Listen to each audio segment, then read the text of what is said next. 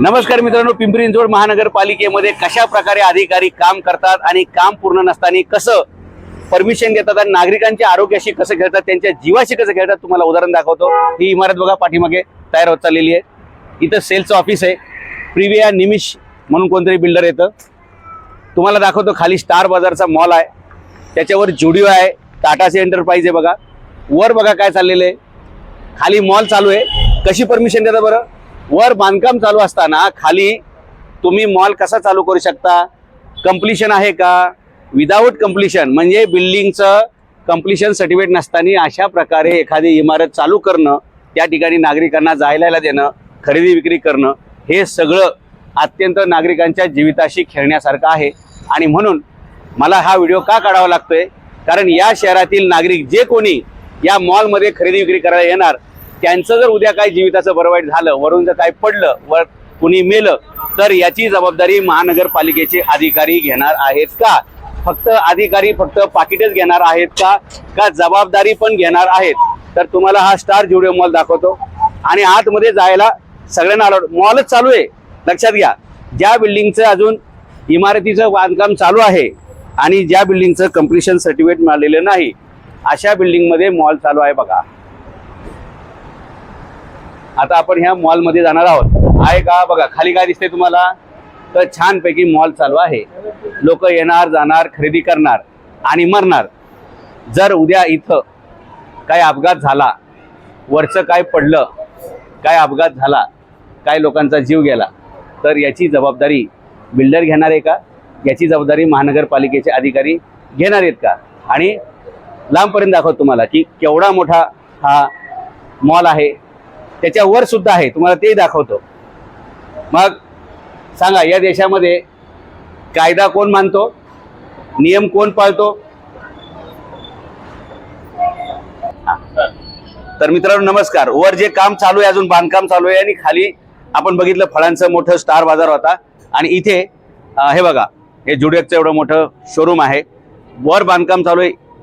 बांधकाम चालू असताना मॉल कसा चालू झाला हे इलिगल आहे आणि पालिकेचे अधिकारी काय झोपा काढतात का?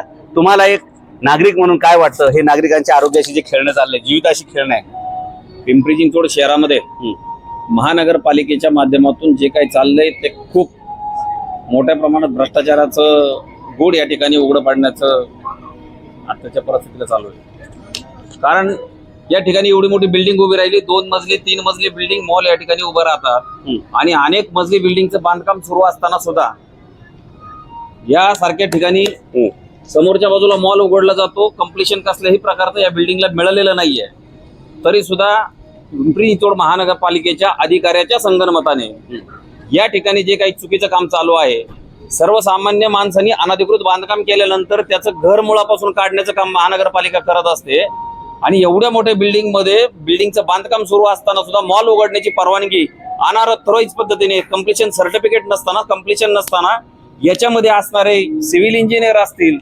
महानगरपालिकेचे अधिकारी असतील, ज्या पद्धतीने ती सर्व परवानगी देणारी लोक असतील, यांचा नेमका या ठिकाणी काय उठाठोक चालू आहे, हे सगळं गोडबंगाल या पिंपरी चिंचवड महानगरपालिकेच्या माध्यमातून चालू आहे।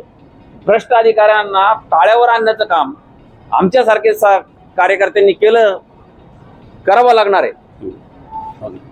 तरी या अशा पिंपरी चिंचवड महानगरपालिकेच्या समोरच्या बाजूला जर पाहिलं, रस्त्याच्या बाजूला, समोरच्या बाजूला, बिल्डिंगच्या समोरच्या बाजूला जर पाहायला गेलो तर या ठिकाणी पार्किंगची सोय नाहीये। सर्व लोकांना येण्या जाण्यासाठी चांगली सोय केलेली नाहीये। अपघात होण्याची शक्यता या ठिकाणी निर्माण झालेली आहे। समोरच्या बाजूला ब्रिज बनवलेला आहे, पण महानगरपालिकेचे अधिकारी ज्या पद्धतीने वागत आहेत, ही पद्धत चुकीची आहे, निंदनीय आहे।